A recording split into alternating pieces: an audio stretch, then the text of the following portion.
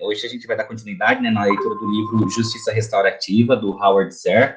É um livro que a gente está lendo, começou a semana retrasada, e esse grupo de estudo faz parte, né, de uma atividade do grupo de estudos da Justiça Restaurativa do Núcleo de Itapetininga, né, o Núcleo da Justiça Restaurativa de Itapetininga. Então, a gente vai dar continuidade no na nossa leitura e discussão do texto.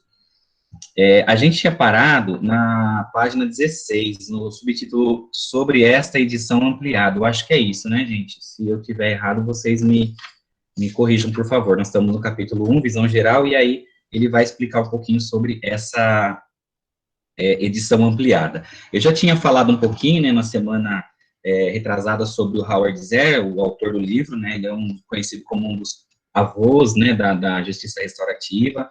Ele foi uma importante personagem para sistematizar, né, a prática da justiça restaurativa. Então, a gente está lendo aí um dos textos que são fundamentais dentro da justiça restaurativa, tá?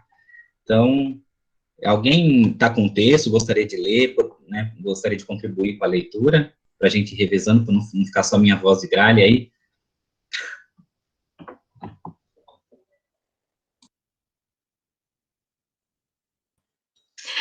Rafa, que página que nós paramos mesmo? Nós paramos na página 16, no subtítulo Sobre esta edição ampliada.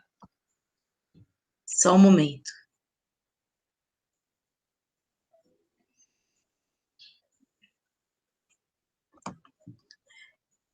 Ver se eu consigo ler. Tá. Começa nessa edição ampliada, é isso, né? Sobre essa edição ampliada, é isso. Tá. Eu vou começar a ler, tô tentando abrir aqui, só um minutinho. Tudo bem, sim. Bom, vamos lá. Sobre essa edição ampliada. Muito se passou desde que este livro foi publicado pela primeira vez em 2002. Ele vendeu mais de 110 mil exemplares nos Estados Unidos e foi traduzido e lançado em países tão díspares como o Japão, a antiga Tchecoslováquia, o Paquistão e o Irã. Daí se vê que o campo da justiça restaurativa vem se expandindo e desenvolvendo continuamente ao longo dos anos, inclusive para muito além do contexto da justiça criminal. De fato, várias cidades no Reino Unido, bem como na Nova Zelândia, Coreia do Sul e outros países, vêm explorando o significado de se tornarem cidades restaurativas. Alguns serviços de saúde nos Estados Unidos vêm adotando abordagens restaurativas para tratar de casos de possível erro médico, permitindo que pacientes e médicos interajam muito mais livremente no tocante a atender necessidades e cumprir obrigações. Alguns de seus defensores sustentam que a justiça restaurativa é, na verdade, um modo de vida. O campo em que a justiça restaurativa mais cresceu, ao menos nos Estados Unidos, foi dentro das escolas e, mais recentemente, no contexto das universidades. Essa obra tende a ter um foco mais voltado para a justiça criminal, mas muitos livros da série tratam especificamente do contexto pedagógico. A própria área criminal se expandiu. Hoje, a maioria dos estados norte-americanos inclui em seus estatutos e políticas alguma referência a princípios ou práticas de justiça restaurativa. Vários países desenvolveram modelos nacionais inspirados pela justiça restaurativa. Por ocasião da primeira edição, a maioria das aplicações da justiça restaurativa em casos criminais acontecia depois da denúncia, mas aplicações para manter os casos fora do sistema de justiça formal, por vezes num esforço para tratar disparidades raciais, agora se tornaram mais frequentes. O mais importante livro escrito por Michelle Alexander, The New Jim Crow, vamos deixar a palavra em inglês de lado, tá? Que meu inglês não é lá essas coisas, tudo bem? Sem problema. Tá.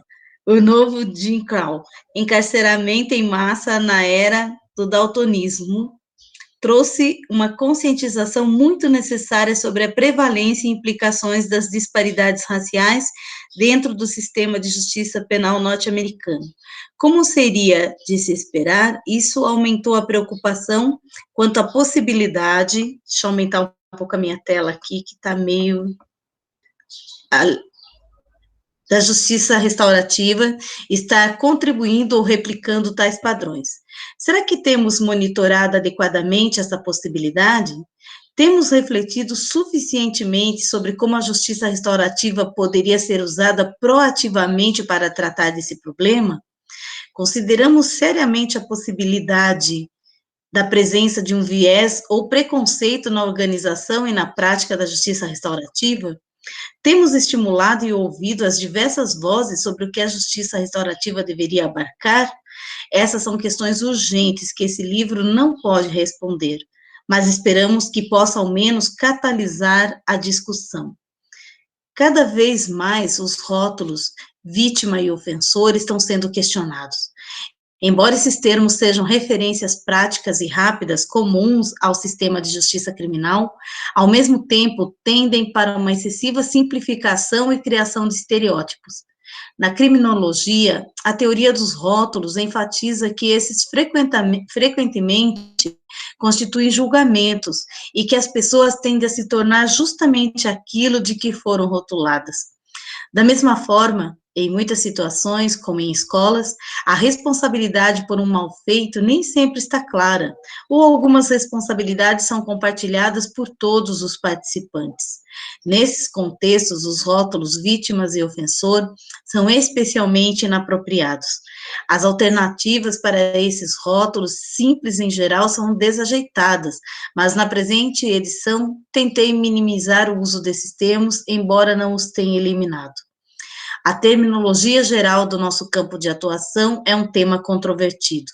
Deveríamos falar de justiça restaurativa ou de práticas restaurativas?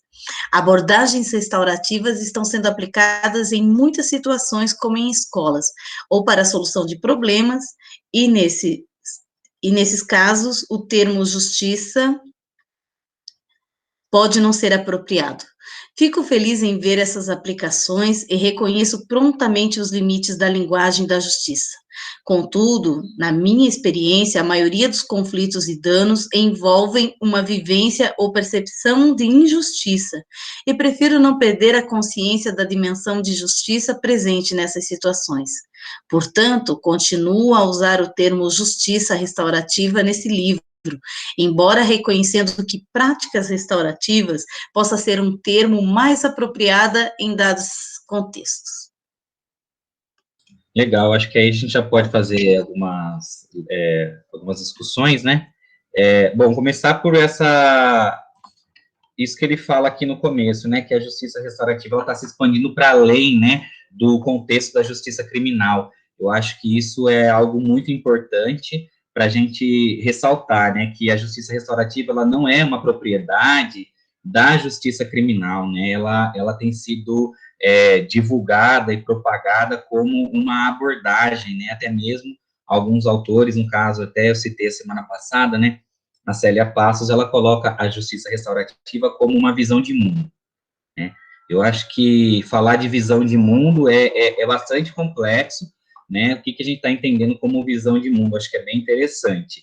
É uma visão de mundo no sentido de que também ela é uma proposta, né, para a gente, não é algo dado, algo pronto, né, algo enlatado que a gente simplesmente importa, né, mas acho que a todo momento, pelo menos até agora, a gente está percebendo que a própria justiça restaurativa ela está sendo posta em movimento, em dinâmica, né?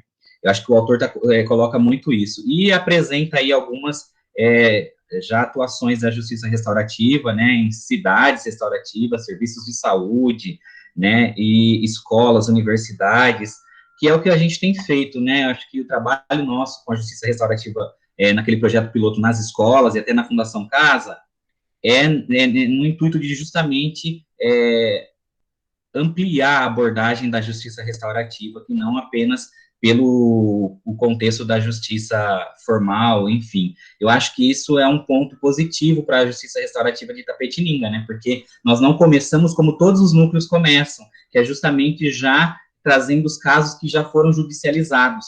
Então, a gente começou já de uma forma que é muito importante, levar a justiça restaurativa como uma abordagem, não necessariamente presa ao sistema de justiça, né, oficial, embora nós estejamos ligados, né, à justiça, ao Tribunal de Justiça, enfim, né, mas nós não estamos executando o papel da justiça restaurativa só dentro desses moldes. Então, a gente já começou nessa nova pegada da justiça restaurativa como uma abordagem, né, para outros contextos, que se espraia para outros contextos, né.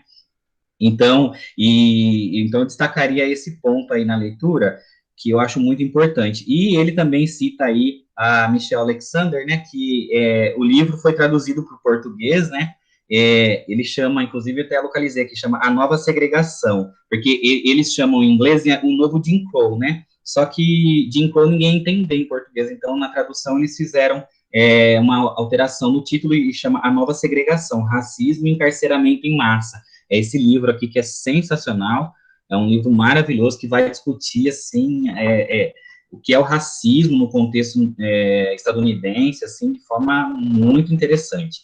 Acho que vale a pena, assim, a leitura, porque ela é, assim, sensacional, a autora, né, para abordar esse tema. Ela é citada, inclusive, pela Angela Davis em alguns momentos, assim, ela fez um apanhado histórico da questão do racismo institucionalizado, né, nos Estados Unidos, e debatendo a questão do encarceramento em massa, que eu acho que é interessante. Então, ele traz aí a Michelle Alexander também para falar disso, né, da importância da justiça restaurativa, da contribuição que a justiça restaurativa pode ter discutindo essas questões que estão relacionadas às disparidades raciais, né. Então, veja, como uma abordagem, como uma visão de mundo, a justiça restaurativa, ela não pode se furtar dos debates principais da sociedade, que é aquilo que a gente já vem discutindo, né.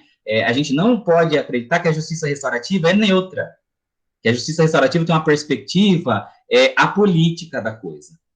Política e não no sentido partidário, eu acho que é sempre importante a gente ressaltar. Não é no sentido partidário, mas é no sentido das relações humanas, das relações de poder que existem no interior de qualquer sociedade. Então, a justiça restaurativa, ela não se furta desse debate. Se ela se pretende, né, uma abordagem ou uma visão de mundo, ou como ele coloca aqui, um modo de vida, ela precisa dar conta de discutir as questões que são emergentes e os conflitos que estão dentro da sociedade. Lembrando que conflito é parte de toda a sociedade, e então não teria como a gente fazer uma justiça restaurativa que se furta de fazer a abordagem dos conflitos. Então, hoje a gente vê, né, uma sociedade que está bastante mexida, né, pelo menos aqui no Brasil e fora do Brasil, acho que retomando, né, a questão aí do George Floyd, né, do ano passado, e aí todo o levante que foi feito em várias cidades do mundo. Depois aqui no Brasil nós temos vários George Floyds acontecendo aqui, né, aconteceu naquela situação do Carrefour, enfim, quer dizer, essa questão está dada, essa é uma questão que a gente precisa lidar com ela, e a justiça restaurativa, ela precisa também se pensar lidando com essas questões. Então, nós não vamos, eu acho que não é a intenção mesmo, até eu acho que o autor deixa claro, se furtar dessa questão, dessa discussão, desse debate, e mais do que isso, né, de tentar lançar mão das estratégias da justiça restaurativa para lidar com isso, né. Então, nos contextos de racismo, de disparidades raciais, como é que a gente pode pensar, né, a prática da justiça restaurativa, as estratégias da justiça restaurativa para lidar com isso. Eu acho que é uma coisa que eu gostaria de destacar aí. E outra questão que acho que é fundamental aqui é a questão do rótulo vítima-ofensor, né? A justiça restaurativa, ela nasceu lidando com esses rótulos, né? Vítima-ofensor e tentando trabalhar, abordar o dano, o conflito, lidando com esse par, nessa dia de vítima e ofensor. E que agora, repensando um pouco, né, o autor, ele coloca que talvez não seriam termos adequados a gente usar, porque nós sempre rotulamos, né, a gente está sempre fazendo julgamentos, juízos de valor e rotulando as pessoas, as situações, e a justiça restaurativa exige de nós justamente um movimento contrário, né. É claro que não é a ausência de crítica sobre, né, existiu ou não existiu um dano? Um dano, muitas vezes, existiu, tá ali, tá posto, né, mas é não cair nessa armadilha do rótulo, né? Porque o rótulo, ele é uma armadilha, muitas vezes. Porque se a gente for compreender a situação de forma mais ampla, nem sempre quem a gente coloca na condição de ofensor é somente ofensor. A gente sabe que esses rótulos, eles são muito instáveis, né? Porque muitas vezes o ofensor de hoje, ele está vivendo uma situação histórica lembrando do outro livro que a gente leu, de traumas, né? E também ele está reproduzindo esse sistema de opressão, de violência. Então, não dá para simplesmente aprisioná-lo no rótulo de ofensor. Então, os rótulos precisam ser questionados também, acho que é uma questão aí para a gente lidar, né? É claro que ele falou, não consegui me livrar deles, nesses rótulos, ainda vou usá-los aqui no livro, enfim, mas é importante a gente ter isso em mente, né? Que os rótulos, eles não podem ser aprisionados. Rafa, só queria fazer uma observação em relação a isso, que na mediação esse debate também existe, né? Como é que a gente chama as pessoas que estão ali? Nós temos optado pela tratativa de mediandos, né? Porque aí você não estabelece propriamente em que lugar cada um está. Em algumas situações, então, a gente fala o mediando requerente, que é aquele que procurou a mediação, e o mediando convidado, porque o convite, ele pressupõe essa prerrogativa, né, essa autonomia de vontade e o caráter voluntário da participação também. Então, de fato, é importante, sim, a gente tratar dessas questões dos rótulos, porque, e ainda ele está falando vítima e ofensor, porque já foi pior, né, já foi réu. Então, quando uma pessoa recebe um documento dizendo autor e réu, nossa, a palavra réu é condenação, né? Então, de fato, parece algo que às vezes não tem importância, mas tem muita importância, porque ela traz toda uma carga de compreensão a respeito de que lugar aquela pessoa está falando, né? Então, de fato, o debate sobre isso é importante, e a preocupação que a gente tem que ter com a linguagem que usa é fundamental na justiça restaurativa, porque eu posso prejudicar ali o andamento do trabalho porque usei uma palavra inadequada, ainda que ela seja uma palavra comum, mas o nosso papel é também questionar isso, né, aquilo que recebemos como herança e como verdades absolutas, elas não são assim, elas são mutáveis e elas têm que ser repensadas. Excelente, Idri. Eu acho que é bem isso mesmo, né? A gente pensar a questão da linguagem, né? Estou lembrando aqui de uma frase que é muito falada do Lacan, né? Eu não sou lacaniana, aliás, eu tenho mínima aptidão para sê-lo, mas, assim, o Lacan falava que o inconsciente se manifesta pela linguagem, né? Então, a linguagem, ela tem uma importância, sim, né? A gente precisa se atentar a isso, né? A linguagem, ela reproduz sistemas de opressão também, né? Quando o movimento negro, por exemplo, começa a trocar a palavra escravos por escravizados, tem uma questão aí, né? Que é muito importante, porque a linguagem, muitas vezes, a linguagem reproduz sistemas de opressão, né? Então, é importante a gente se ater a essa questão da linguagem, que não é mera filigrana, não é um detalhe ínfimo, é um detalhe importante, e eu acho que ele coloca isso e a gente precisa repensar. Então, a justiça restaurativa, enquanto abordagem, também está em construção.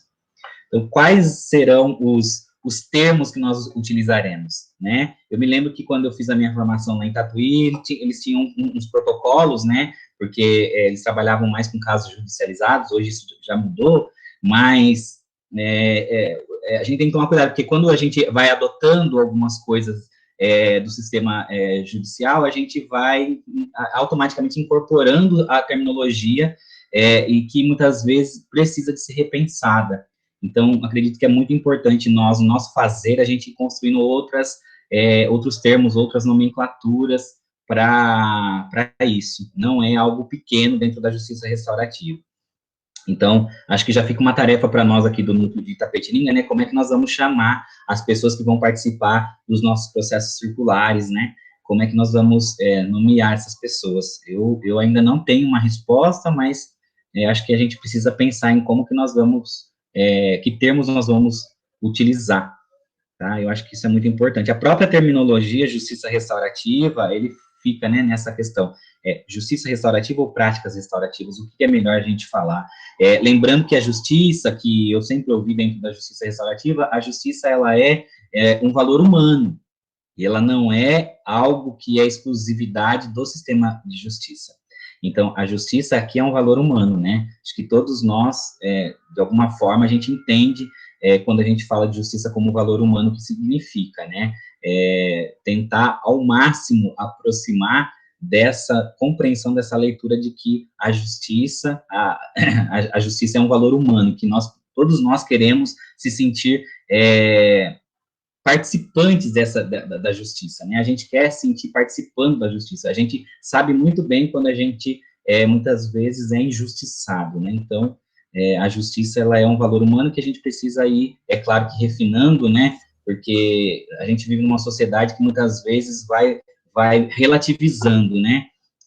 Esse valor humano. Então, assim, vai colocando a justiça como a justiça que reforça meus privilégios, meus interesses. E aí a gente acaba abrindo mão dessa noção de justiça como valor humano, que é uma noção que é ampla, né, que envolve uma ética da convivência, né? Então, não é uma justiça que só prioriza as minhas necessidades, mas é uma justiça que tenta estabelecer um consenso entre a minha necessidade e a necessidade dos outros, né, para essa ética da convivência, né? Rafa, quero de novo fazer uma observação a respeito da justiça, porque é importante esse esclarecimento, né? Porque normalmente as pessoas, quando escutam a palavra justiça, elas associam a questão institucional, ao Tribunal de Justiça, né? Então, aí, isso também não facilita a compreensão para essa nova prática, digamos assim. Isso também nós enfrentamos na mediação. Tanto é sério que, no começo, as câmaras de mediação eram chamadas até de tribunal, né? Hoje, o próprio Conselho Nacional de Justiça proíbe que câmaras privadas utilizem o termo tribunal de mediação, por exemplo, exatamente para desvincular a ideia de tribunal, de juiz, né? Aquela questão institucional do Tribunal de Justiça. E acho que a justiça restaurativa também só que nesse caso da justiça restaurativa, eu acho que pelo próprio objeto, que não é um só, né, são muitos os objetos aí, mas é importante mencionar isso que você trouxe, né, enquanto valor humano, não enquanto institucional, porque as pessoas, quando elas têm essa visão institucional, elas vão realmente ficar nessa posição aí, né, de opositores, digamos assim. E a nossa ideia, ou pelo menos daquilo que eu tenho refletido a respeito da justiça restaurativa, é que a gente trabalhe isso não como a ideia de oponentes, né? Um está do lado, um está certo e o outro está errado. Um é culpado e o outro está inocente. Então, esse dualismo, essa visão tem que, de fato, ser trabalhada para ser superada. Exatamente. Bom, gente, como eu coloquei já no início, né, nós não estávamos todos aqui, mas quem quiser falar, contribuir, acho que isso é parte muito importante do grupo de estudos, né, justamente a contribuição das pessoas, falar. A gente tem esse recursinho aqui de levantar a mão, né, que é interessante, aí dá para a gente ir se organizando para falar. Eu acho que é importante a gente contribuir e falar, tá bom? Bom, então... Bom dia, né, pessoal? Então, eu só vou colocar uma questão aqui da questão do modo de vida, né, a justiça restaurativa enquanto modo de vida. Mas daí eu fiquei pensando, né, a justiça restaurativa enquanto modo de vida, mas ela é possível na democracia, no sistema democrático, mas a justiça restaurativa enquanto modo de vida é possível no sistema ditatorial, a justiça restaurativa enquanto modo de vida é possível no capitalismo, né, o consumo também é um modo de vida, né, e aí, se a justiça restaurativa como um modo de vida, né, será que o consumidor, ele consegue ter a justiça restaurativa como modo de vida? Porque hoje a gente tem mais a figura do consumidor, da consumidora. Ou se, na verdade, a gente tinha que voltar a trabalhar a questão da cidadania, que aí o cidadão, sim, consegue ter a justiça restaurativa como modo de vida. Mas aí o desafio é fazer isso numa sociedade de consumo, né? Uma sociedade burocrática de consumo, que o Jean Baudrillard, se eu não me engano, vai falar sobre isso. Enfim, é só essa ideia para a gente pensar. Bom, eu longe de querer, de ter resposta, né, eu não, acho que não vou ter uma resposta para isso, mas, assim, eu acho que posso pensar um pouco a respeito dessas questões que você coloca, né, será possível pensar a justiça restaurativa com esse modo de vida, que é um modo de vida voltado para o consumo? Eu acredito que é possível sempre, né, a gente furar a bolha de alguma forma. É claro que a gente não pode pensar também individualmente, né, então, é claro que a justiça restaurativa, a gente não pode cair na ilusão de que ela sozinha também ela vai dar conta, né? Acho que a justiça restaurativa é mais um elemento, junto a muitos outros elementos, para a gente ir reconfigurando esse mundo nosso, né? Então, onde a gente tem, de fato, os valores, o doutor Marcelo fala muito isso, né? O individualismo, o consumismo, eles estão marcando e pautando as relações humanas na contemporaneidade. Então, a justiça restaurativa é um dos elementos que tentam provocar o desvio disso, né? A inversão da queda, porque cair nós estamos mesmo caindo, né? E lembrando o Davi Copenaua, né? O céu está desabando. Isso é fato, que o céu vai desabar sobre as nossas cabeças, né? A sabedoria indígena fala muito isso, né? Que a queda do céu, ela está aí, está dada, né? Então, como é que a gente vai fazer, vai sustentar mais tempo esse céu sem desabar sobre as nossas cabeças? Então, acho que essa é uma questão, e a justiça restaurativa é uma forma, enquanto modo de vida, de pensar isso, né? Justamente uma forma que, a meu ver, ela é muito crítica, ela precisa ser crítica, inclusive, disso. Quer dizer, se ela discute as disparidades raciais, se ela discute essas questões que estão aí, que são conflitivas dentro da sociedade, ela também precisa discutir a questão do impacto, né, de uma vida individualista, uma vida consumista, ela precisa também se dar a essa discussão. Então, agora, ela vai resolver sozinha? Eu não sou capaz de acreditar nisso, mas eu acho que aquela frase do Paulo Freire, né? A escola sozinha não muda o mundo, mas também, sem ela, tampouco o mundo vai mudar. Então, eu acho que para a justiça restaurativa a gente pode pensar também isso. A justiça restaurativa, ela não é uma panaceia, é uma solução para todos os problemas sociais, até porque eles são muito complexos para a gente pensar só numa abordagem, né? Mas, sem ela, tampouco eu acho que alguma mudança é possível. Eu acho que está aí a justiça restaurativa em construção justamente para que a gente possa engrossar o caldo, né, dessa perspectiva, que é uma perspectiva que não se furta dos debates principais que a gente tem, né, mas nessa perspectiva que eu acho que é importante também demarcar, é sempre na perspectiva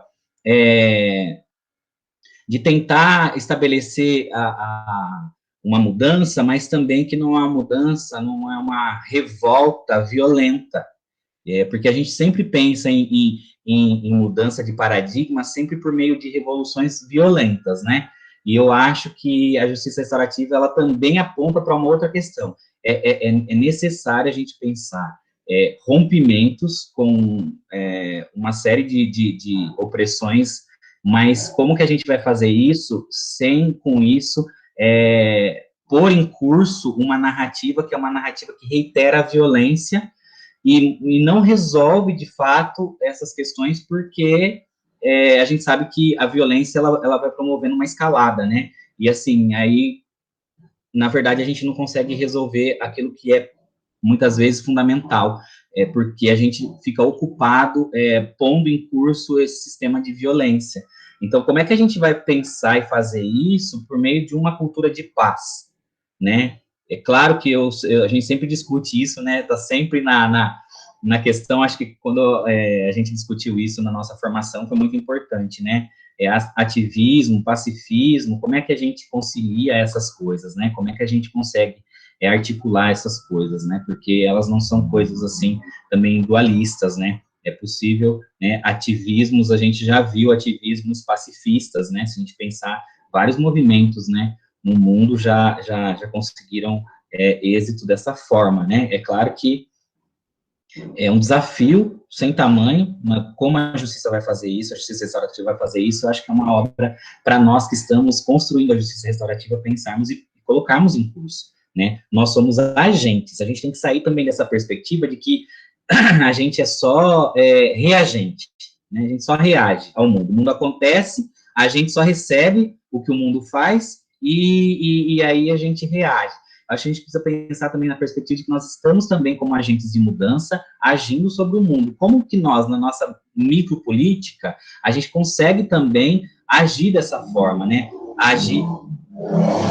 Só lembrando que eu moro numa rua aqui que passa moto a cada segundo e motos extremamente barulhentas, então eventualmente vai ter esses barulhos aí. Então, como que nós nos pensamos como agentes também de transformação? Porque nós somos.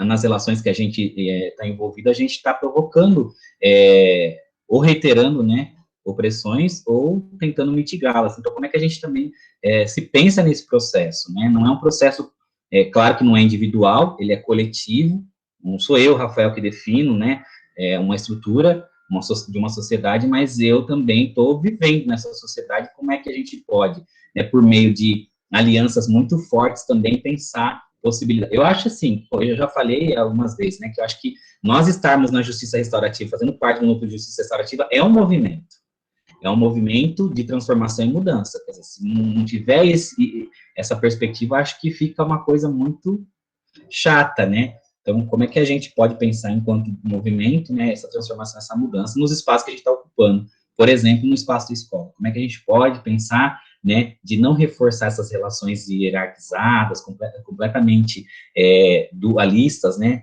que muitas vezes só estimulam o conflito, né? Como é que a gente pode não reforçar essas coisas? Então, por exemplo, uma das coisas que a gente pode fazer é não reforçar um processo circular, por exemplo, quando a gente percebe que a intenção é de fazer um tribunal, né, restaurativo. Então, na escola, quando a intenção é fazer um tribunal restaurativo, porque quer punir determinadas pessoas, a gente pode, né, negociar a ponto de a gente não servir a isso, né, não colocar a justiça restaurativa a serviço dessas intenções. É claro que a gente vai tentar trabalhar, mas justamente para mudar a cultura, ainda que ali de um determinado espaço, né, de uma determinada micropolítica ali, mas a gente tentar fazer isso, né? Então, acho que é um movimento, não vai parar com a gente, não vai acabar, nós não vamos também, acho que, resolver, né? Mas a gente precisa pôr em curso e construir, né? Não sei, é o que eu penso a respeito disso.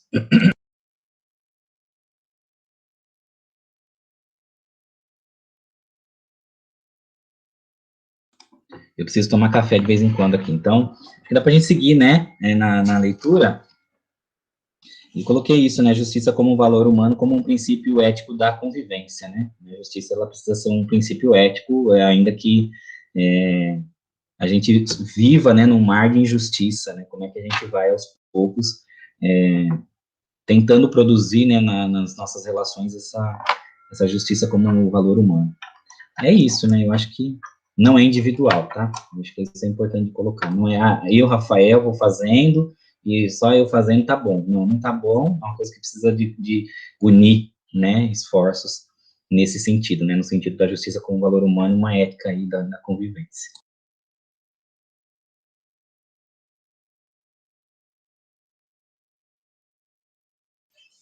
Então, vou prosseguir a leitura, pode ser? A justiça restaurativa não tem como objeto principal o perdão ou a reconciliação.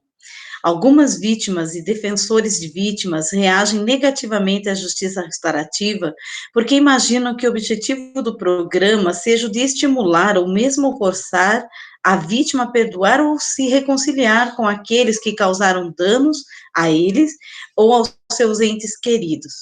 Como veremos mais adiante, o perdão ou a reconciliação não são o objetivo principal ou o foco da justiça restaurativa. Eu me lembro que ano passado, quando estávamos conversando sobre isso, né, e estávamos vendo aquela roda, eu lembro do Ricardo ter se manifestado, assim, sobre essa questão do perdão de forma contundente, né, Ricardo? Que nós questionamos bastante isso. Bom, é verdade que a justiça restaurativa oferece um contexto em que um ou ambos podem vir a acontecer. De fato, algum grau de perdão ou mesmo de reconciliação ou ao menos uma diminuição das hostilidades e do medo, realmente ocorre com mais frequência do que no ambiente litigioso do processo penal. Contudo, essa é uma experiência que varia de participante para participante e depende inteiramente dos aspectos individuais. Não deve haver pressão alguma no sentido de perdoar ou de buscar reconciliação.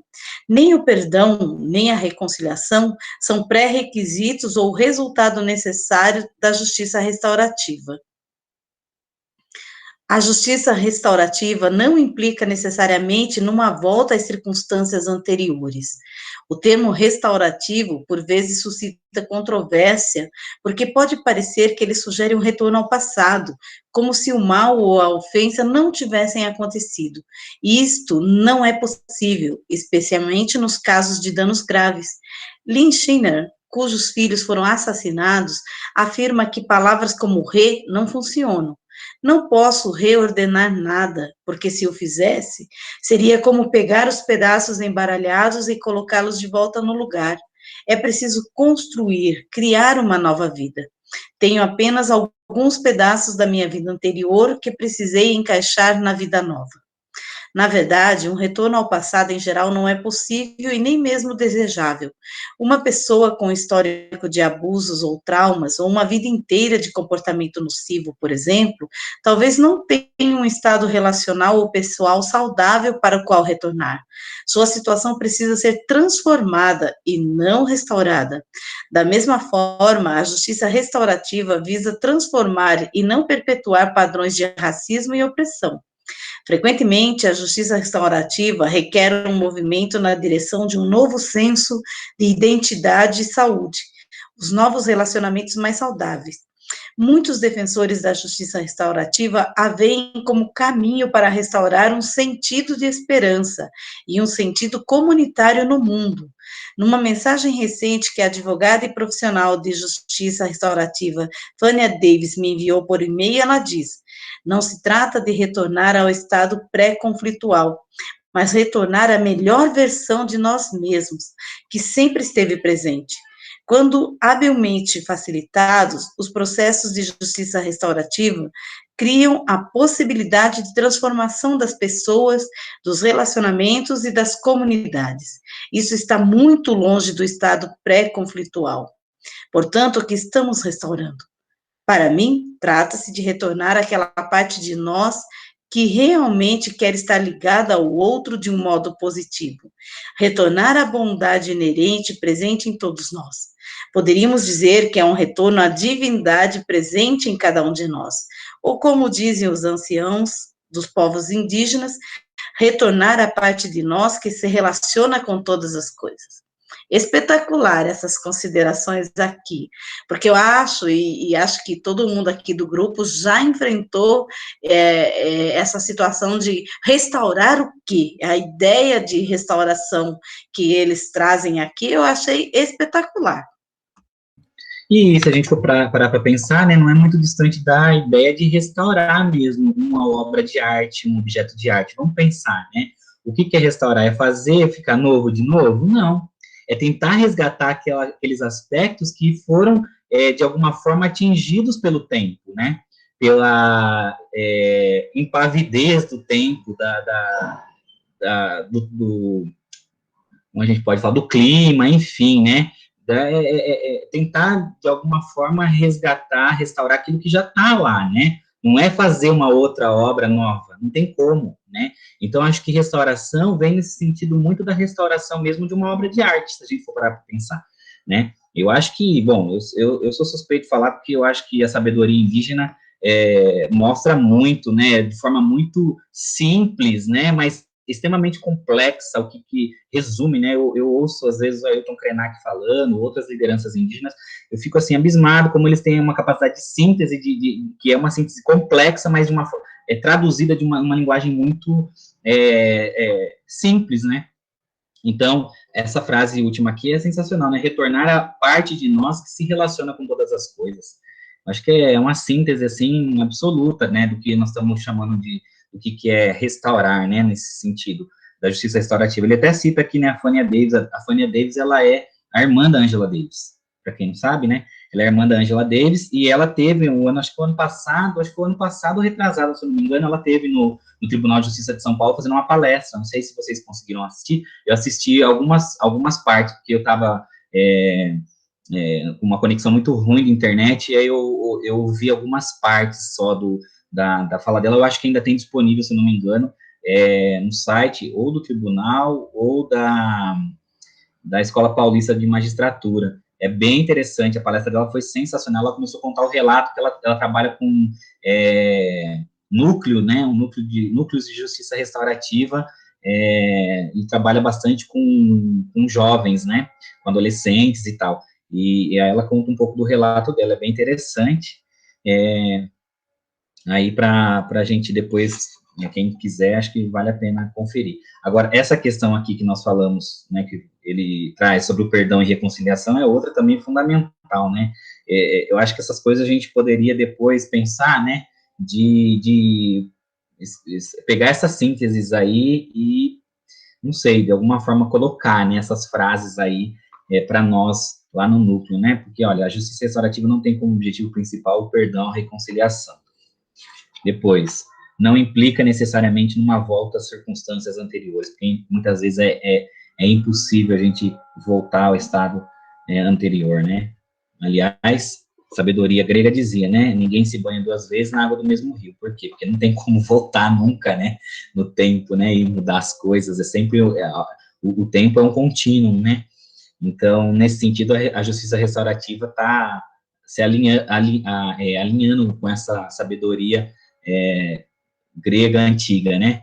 Então, o tempo é só um contínuo, né? Não tem como a gente voltar e modificar. Pelo menos até agora, a gente ainda não descobriu, né, uma máquina do tempo para voltar e mudar. E ainda que fizéssemos, né, a gente já tem visto aí na ficção, a realidade é que quando a gente volta e muda alguma coisa, a teoria do caos, né? Lá na frente muda tudo, nada fica como era, né? Um elemento que é mudado, acho que é efeito borboleta, né? Fala disso. Então, é bem interessante a gente pensar que a justiça restaurativa não quer fazer essa volta ao passado idílico, que nós vamos restaurar e nós vamos ficar, né, todo mundo bem sem aquelas marcas. Eu acho que o que a justiça restaurativa propõe fazer com que as feridas cicatrizem. E as feridas cicatrizando, elas vão deixar marcas. Então, não é negar que houve ferida, mas é tentar, de alguma forma, meios para que a gente possa cicatrizar essas feridas e que essas marcas fiquem como uma lembrança, não como uma dor presente, né, lancinante, que marca ali, né, a gente falou disso também quando a gente discutiu a questão do trauma, né, então, o trauma, a gente fala, a cura do trauma, né, mas a cura do trauma, na verdade, ela é justamente a cicatrização, o processo de cicatrização, né. Enfim. A gente continua aí a leitura.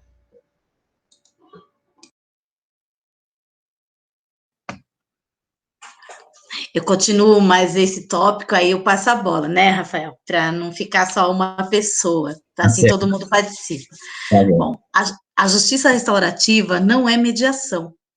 Tal como os programas de mediação, muitos programas de justiça restaurativa são desenhados em torno da possibilidade de um encontro facilitado entre vítimas, ofensores e possivelmente familiares e membros da comunidade. No entanto, nem sempre se escolhe realizar o encontro, nem seria apropriado.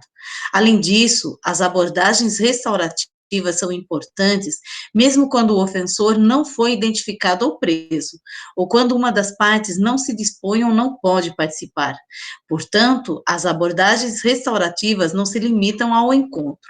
Mesmo quando o encontro acontece, o termo mediação não o descreve adequadamente. Num conflito mediado ou disputa, presume-se que as partes atuem no mesmo nível ético, muitas vezes com responsabilidades que deverão ser partilhadas. Embora esse conceito de culpa partilhada seja válido a certos crimes, em muitos casos não o é. As vítimas de estupro ou mesmo de roubo não querem ser vistas como partes de um conflito. Na realidade, podem estar em meio a uma luta interna contra a tendência de culparem a si mesmas. Só um momento que saiu da tela aqui. Só um momentinho. De qualquer maneira, para participar de um encontro de justiça restaurativa, na maioria dos casos, o ofensor deve admitir algum grau de responsabilidade pela ofensa. E um elemento importante de tais programas é que se reconheça e se dê nome a tal ofensa. A linguagem neutra da mediação pode induzir ao erro e chega a ser um insulto em certas situações. Ainda que o termo mediação tenha sido adotado desde o início dentro do campo da justiça restaurativa, ele vem sendo cada vez mais substituído por termos como encontro ou diálogo, pelos motivos expostos acima. Eu acho que aí, né, Dri, como fala da mediação, acho que você poderia falar um pouco sobre isso, né, colocar, estabelecer, né, a distinção entre essas duas noções, né, a justiça restaurativa e a mediação, né, no que elas se distinguem para a gente, justamente até a gente falou, né, na nossa reunião passada sobre isso, né, que existem algumas diferenças, são importantes, né, entre a justiça restaurativa e a mediação. Como eu não tenho formação em mediação, então eu me abstenho de tentar estabelecer essas distinções aí. Uhum. De fato, essa questão de que lugar as pessoas se colocam, né?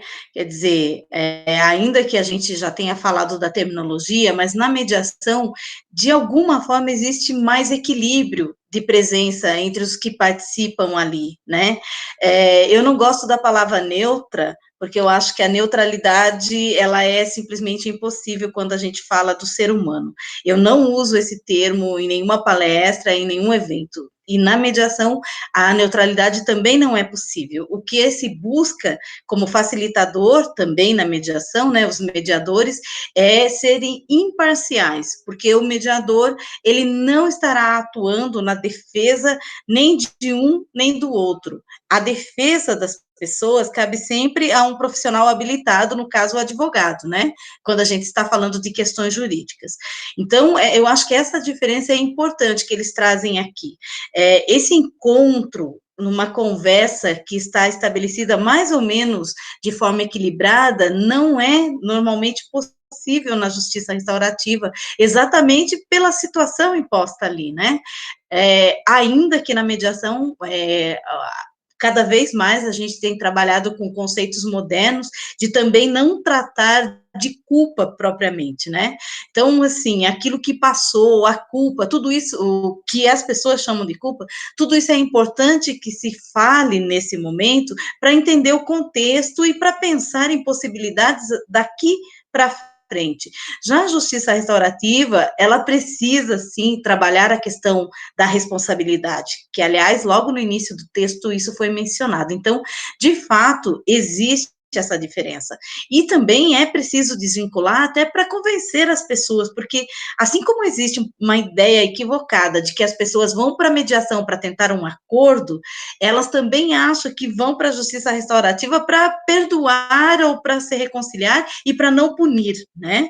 Então, são coisas que a gente tem que insistir e esclarecer. Em relação à mediação, a ideia do acordo, eu estou cansada de ouvir advogados dizendo, eu não agendei mediação porque a pessoa não quis fazer acordo. Mas, olha, a ideia da mediação é conversar, o acordo pode ser consequência dessa conversa, não é o objetivo final, até porque a ideia da mediação é o restabelecimento da comunicação, e, se possível, o restabelecimento de vínculos. Às vezes, não é possível restabelecer o vínculo, mas é possível, pelo menos, conversar e permitir que aquelas pessoas sejam ouvidas, o que também acontece na justiça restaurativa. Normalmente, num processo, as pessoas não são ouvidas testemunhas, mas a pessoa mesma ali, principalmente o autor, digamos, né, quem entrou com o processo, ele não é ouvido. E ele sai frustrado, porque a versão que o juiz teve acesso é a versão escrita do advogado, não é a fala dele. Eu não gosto muito também da palavra versão, né, eu prefiro narrativa, porque na narrativa a gente expõe todas essas questões emocionais, como é que sentiu aquele acontecimento. E o advogado, ele põe isso de forma técnica. A mediação permite, então, essa comunicação. O acordo pode acontecer ou não. E aí também eu já tenho uma outra Uma outra consideração, que eu nunca acho que uma sessão de mediação foi infrutífera, que é um termo usado à exaustão. Por quê? Porque, às vezes, apesar de não ter tido acordo, e isso é comum, as pessoas conseguiram trazer, pelo menos para aquele encontro, para aquela conversa, a narrativa dela, o sentimento dela, e o outro ouviu. Então, só isso já houve aí um determinado fruto, se a gente quiser usar ainda o termo. Então, são considerações bem diferentes, mas que também, e acho que será bacana ao longo da leitura aqui, a gente perceber o quanto as ideias também estão evoluindo, né?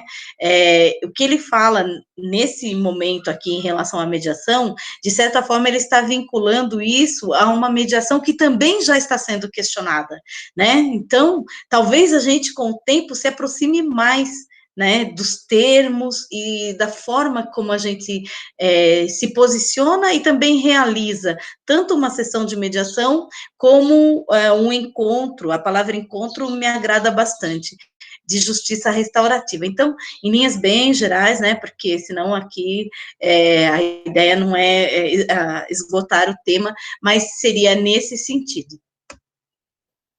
Excelente, nossa, eu gosto de ouvir, porque realmente é isso, né, eu acho que quando ele escreveu isso, né, o livro foi escrito em 2002, ele faz uma outra edição, a nossa tradução é de 2015, né, então, eu acho que tem aí um delay, né, sobre essa questão das novas, os novos movimentos da própria mediação, aí, que é preciso considerar, então, o bom de ter você aqui é isso, né, que você, como mediadora, né, tem essa condição de falar para a gente disso também, acho que isso é muito importante, né, acho que o fato de nós, cada um, estarmos em algum canto aqui, né, de partirmos de algum lugar, nos ajuda nisso, né, enriquece.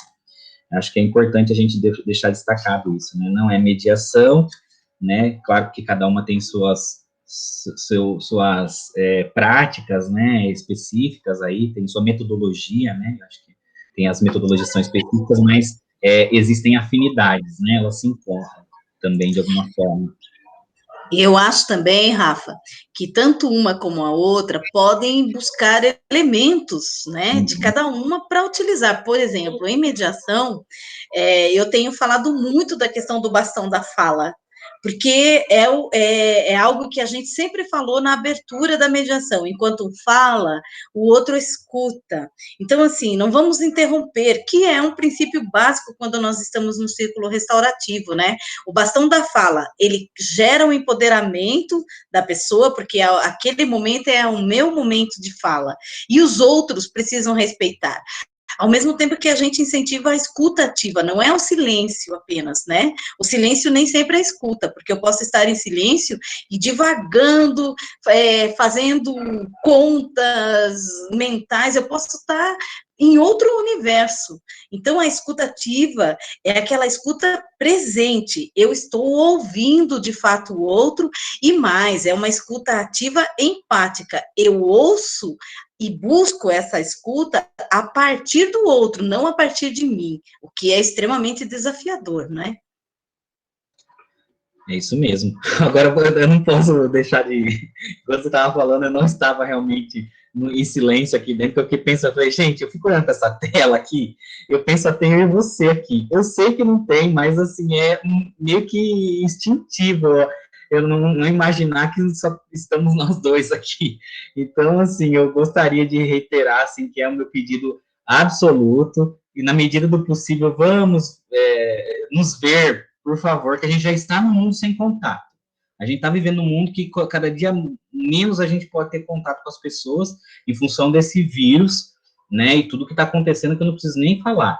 E aí a gente nem se vê mais, eu falei, pronto, agora eu converso com a máquina mesmo. Ainda bem que a Triana está aqui. Obrigado, Ricardo, por ter, né, abrido a câmera, a Márcia também, que eu gosto de ver vocês, eu adoro.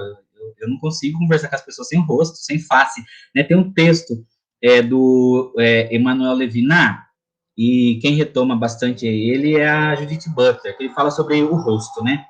E que o rosto, ele é monstruoso, porque ao mesmo tempo que existe nessa possibilidade de reconhecimento, também existe a ameaça que o rosto representa, né? Então, o Levinas vai tratar muito disso. Eu não vou aqui me estender, porque é bem complexa essa discussão aí, mas que o rosto, ele é fundamental para a relação, porque é o rosto que nos coloca em relação, na verdade. Então, é claro que ele não está falando do rosto só propriamente a face, né? Ele está falando, várias coisas podem ocupar esse lugar da face do rosto, né? Não é só o rosto propriamente dito. Mas, assim, na medida do possível, eu sei que às vezes vai ter um momento que não vai dar, enfim, mas na medida do possível que a gente consiga compartilhar nosso rosto. Estou vendo a Araci aí, fico feliz, Araci. Tudo bem, Margarida? E aí, a Margarida queria falar, né? Então, fica à vontade, Margarida, também, pode falar, fica à vontade. Então, também queria pedir desculpa por causa da câmera, é o mesmo problema da Márcia, estou fazendo almoço, mas eu prometo que no próximo eu vou reservar meu tempo exclusivo para esse estudo. E eu quero expressar que eu estou muito grata por participar disso. Eu não conhecia, né, a justiça restaurativa, conheci através da Aline, e eu estou cada vez mais encantada, principalmente nesse momento tão difícil que nós estamos vivendo, onde que parece que tudo aflorou, um preconceito, um ódio que vem de não sei onde. Então, eu acho que nesse momento é muito importante, né? Então, esses estudos estão fazendo muito bem. Queria só agradecer. A gente fica agradecido, né? Nós que somos os 3 mosqueteiros que estavam desde sempre, eu, a Adriana e o Ricardo, Adriana Rocha, né? E depois a Adriana Andrade se envolveu também com a gente, então ela já está também aqui, já podemos dizer que é veterana também já, né? Então, mas a gente fica muito feliz de primeiro ver a participação de vocês, que estão participando hoje pela primeira vez, a Araci já é a segunda vez, esteve com a gente da outra vez, mas é muito importante. Então, assim, eu estou entendendo, né, por esse movimento, que nós estamos, né, como tudo tem começo, meio e fim, a gente está caminhando para o fechamento desse nosso encontro de forma muito bela, através do relato de vocês, né, mas antes disso, a Araci levantou a mão.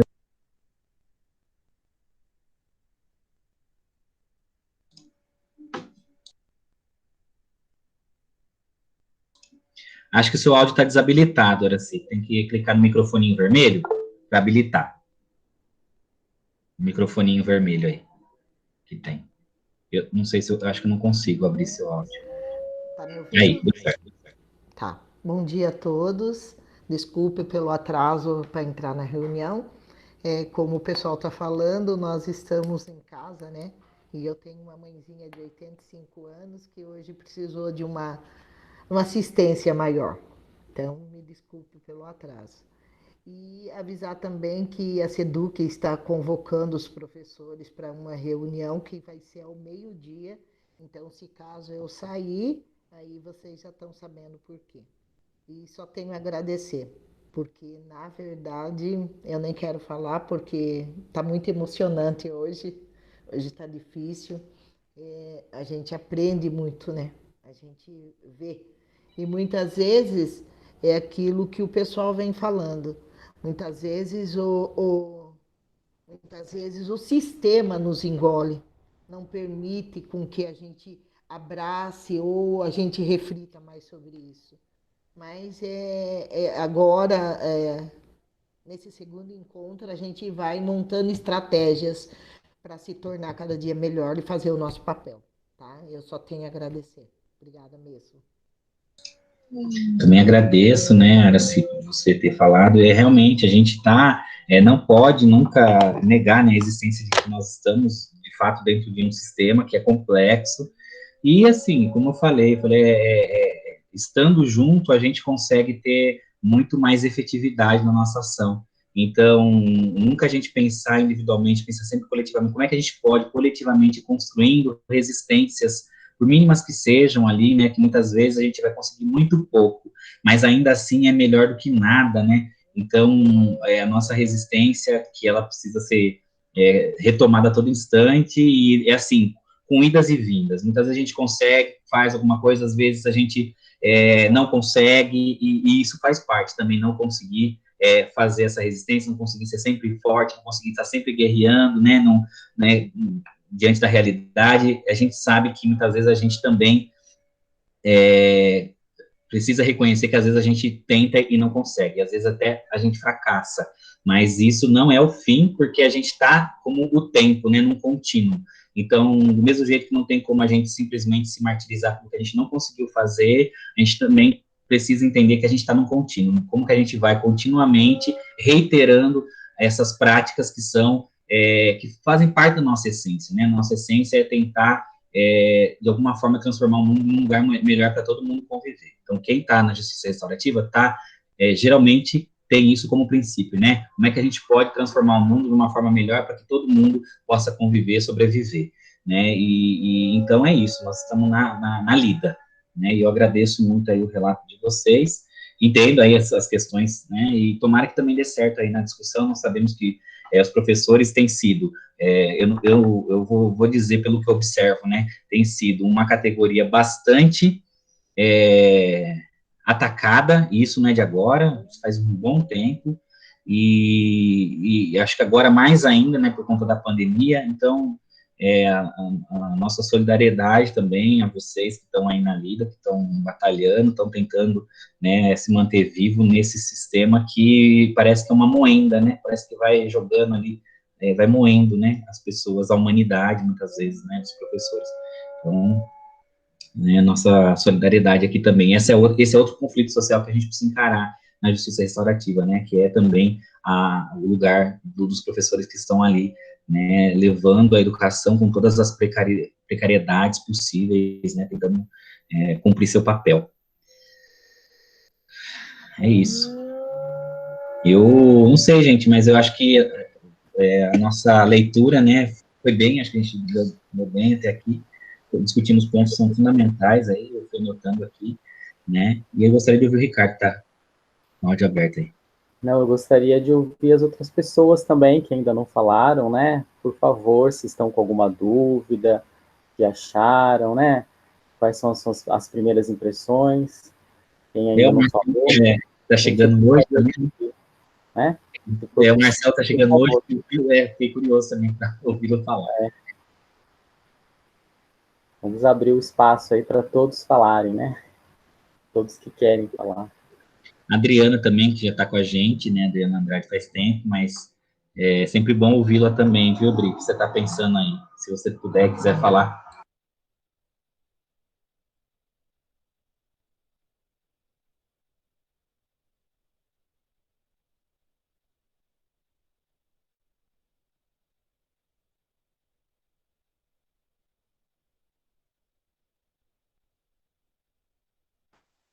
Adriana, Marcelo, estamos esperando vocês falarem. Se não quiser falar, acho que pode se manifestar, dizer, não, eu prefiro não dizer, né? Vai lá, Marcelo, fica à vontade. A Adriana colocou aí que está super contemplada, né, na fala de todos, e o Marcelo levantou a mão, por favor. Eu quero dizer que já nesse primeiro encontro, já serviu para ir adquirindo as instruções para conhecer mais a respeito, e algo assim que a gente vendo no dia a dia, os conflitos, as coisas assim, é algo difícil de lidar, algo que precisa ter ali um direcionamento, um entendimento assim para saber entrar e sair do meio do povo, para evitar os conflitos, para poder encaminhar para uma direção melhor, né, para que venha gerar consequências mais pesadas, outras consequências assim que pode comprometer o futuro dessas pessoas que passam por determinados momentos desconfortáveis. Mas eu quero agradecer a receptividade de cada um e estamos aí, no próximo estudo estaremos aí e quero agradecer. Tá certo, muito obrigado, viu, pela sua fala aí. É isso mesmo, acho que aqui, assim, tá todo mundo aprendendo, né, então, assim, a gente vai discutindo, a gente vai falando, a gente não fica colocando muito filtro, no sentido de que a gente precisa falar, né, conversar e interagir, e é nisso que a gente vai construindo conhecimento, né, o conhecimento ele é construído por meio do diálogo, né, não é à toa que a gente tem os diálogos, retomando de novo, né, os filósofos, né, eles conversavam muito, né, tinha o banquete, são diálogos, né? São diálogos das pessoas conversando e ali construindo conhecimento, né? Eu acho que o diálogo ainda é uma das formas mais efetivas, assim, para a gente poder construir conhecimento, e desde que a gente se coloque sempre nesse lugar, né, da dúvida, né, será que eu estou pensando está correto? O que será que eu posso aprender mais, né? Acho que o diálogo tem essa possibilidade, quando a gente está aberto, né, tem a abertura, né, e está disposto também a colocar em suspensão, né, as nossas certezas, né? Então é isso. Agradeço aí, né, e o próximo encontro nosso será no dia, deixa eu abrir aqui meu calendário, no dia 26, tá? Antes disso, quero colocar vocês a par, né, a gente está para iniciar uma nova turma de formação, um curso que vai ser à distância, introdutório, né, para quem ainda não conseguiu fazer inscrição. Então, se vocês têm pessoas interessadas, pede para eles mandarem as informações, eu vou colocar de novo ali o que precisa no grupo, mas pede para eles mandarem um e-mail manifestando interesse para a gente poder incluí-los nessa lista. A gente está, entre hoje até segunda-feira, a gente vai estabelecer a lista, a gente precisa ter pelo menos 30 nomes, né, para a gente poder ser aceito como núcleo que vai receber. São 12 núcleos interessados, apenas 3 núcleos vão receber esse curso, e nós somos um deles. Então, por favor, se vocês tiverem pessoas que estão, de fato, interessadas, né, em fazer o curso e tal, a gente também precisa que as pessoas tenham, pelo menos, esse compromisso de conseguir levar o curso até o fim, né, que é a distância, né, a pessoa faz no momento que ela puder, enfim, mas que precisa começar e pelo menos fazer essa parte introdutória. Quem tem interesse em fazer a formação presencial, que ainda a gente não tem data, mas que vai acontecer no segundo semestre, né, aí a gente vai... só vai poder fazer quem fizer o curso introdutório. Então, é importantíssimo que quem tem interesse em fazer a formação de facilitadores passe pelo curso introdutório, que é esse curso que vai acontecer à distância. E então, até, né, hoje, no final da tarde, vocês puderem passar o contato para as pessoas que estão interessadas, eu vou colocar no grupo lá o que precisa, tá? De informações e o e-mail de contato nosso do núcleo. Certo, gente? Então, eu vejo vocês no dia 26, né? E sem os transtornos que foi hoje, foi de manhã, eu estava fazendo outras coisas e acabei perdendo o horário, e na hora que eu vi que já era 10 horas, eu fui ligar o computador, meu computador começou a atualizar, e aí foi atualização sem acabar mais, não acabava mais. Então é isso, gente, agradeço bastante a presença de todos e todas vocês, e a gente se vê no dia. A Adriana, levanta a mão, por favor. Pode falar. Eu só queria, antes da gente encerrar, compartilhar com vocês que nós estamos fazendo o curso de comunicação não violenta e justiça restaurativa, que está sendo desenvolvido pela Prefeitura de Sobral, lá em Minas, né? E tem sido uma experiência excelente. Hoje nós teremos a segunda aula, das 14 às 16. Tem sido uma experiência muito boa. Eu postei lá no grupo, né, da nossa primeira aula, e eu continuarei compartilhando com vocês, tá bom? Muito obrigada aí pelo encontro de hoje, que foi muito agradável, muito importante e reflexivo. Até mais. Isso mesmo, gostei muito também, muito obrigado, né, e até dia 26, gente. Tchau, tchau. Até mais, pessoal. Obrigado.